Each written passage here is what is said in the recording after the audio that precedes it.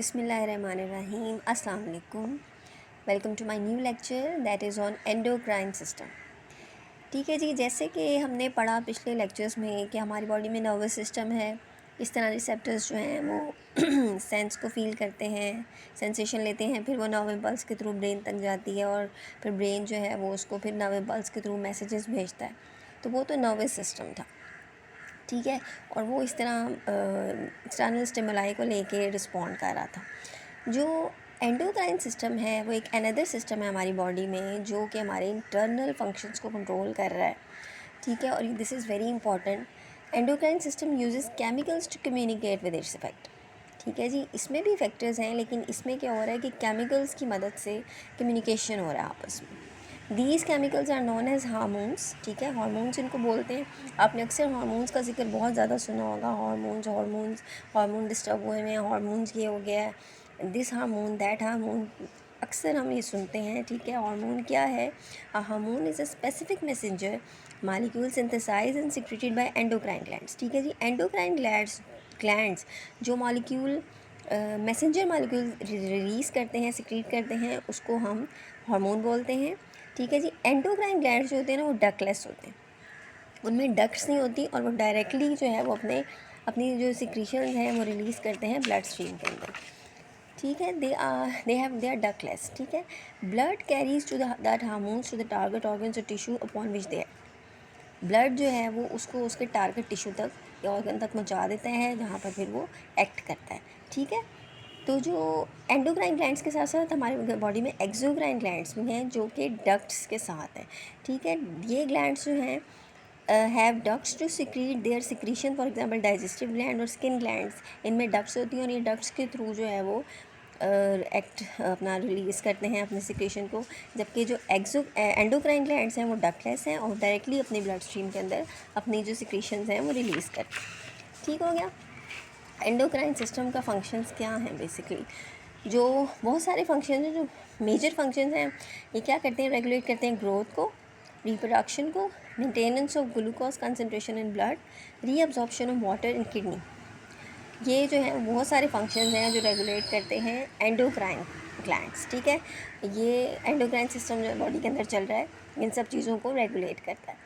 मैंने ना एक चार्ट बना दिया है एंडोक्राइन ग्लैंड्स का। उस तरह जो है ना वो इतने सारा इसमें नाम है और इतनी ज़्यादा डिवीज़न है कि उसको याद करना बहुत मुश्किल होता है, और इस वजह से मैंने एक चार्ट बना दिया है मेन हेडिंग्स का, मेन ग्लैंड्स का, ताकि आपको याद रहे कि कौन कौन से ग्लैंड कहाँ कहाँ से निकल रहे हैं, ठीक है। सबसे पहले तो आपको ये याद रखना है कि जो इम्पॉर्टेंट एंडोक्राइन ग्लैंड्स हैं वो 6 हैं, ठीक है जी। 6 इम्पॉर्टेंट एंडोक्राइन ग्लैंड्स हैं। Number 1 is pituitary gland, number 2 is thyroid gland, number 3 is parathyroid gland, number 4 is adrenal gland, number 5 is pancreas and number 6 is gonads.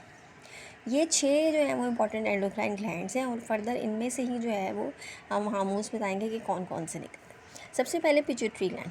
Pituitary gland में ना 2 lobes होते हैं। 2 लॉब्स होते हैं, एक एंटीरियर लॉब है, एक पोस्टीरियर लॉब है, ठीक है। इन लॉब्स के अंदर से भी जो है वो हार्मोन्स निकलते हैं। एंटीरियर लॉब के अंदर से 2 हार्मोन निकल रहे हैं, एक है सोमैटोट्रोफिन हार्मोन जिसको हम ग्रोथ हार्मोन भी बोलते हैं, और एक है थायराइड स्टिमुलेटिंग हार्मोन जिसका हम अक्सर TSH इसको कहा जाता है, ठीक है जी। एंटीरियर लॉब के अंदर से 2 हार्मोन्स निकल गए, somatotrophin and thyroid stimulating hormone.